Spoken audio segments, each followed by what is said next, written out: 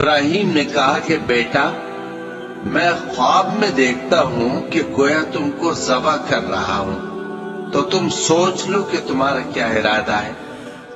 انہوں نے کہا کہ ابا جان، جو آپ کو حکم ہوا ہے وہی کیجئے، اللہ نے چاہا تو آپ مجھے صابروں میں پائیے گا۔ اس طرح جب دونوں نے حکم مان لیا اور باپ نے بیٹے کو ماتھے کے بل لٹا دیا،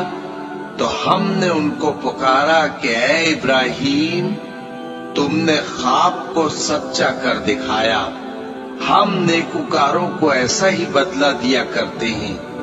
بلا شبہ یہ کھلی آزمائش تھی، اور ہم نے قربانی کی ایک بڑے جانور سے ان کا یعنی اسماعیل کا فدیہ دیا، اور پیچھے آنے والوں میں ہم نے ابراہیم کا ذکر خیر باقی رکھا کہ ابراہیم پر سلام ہو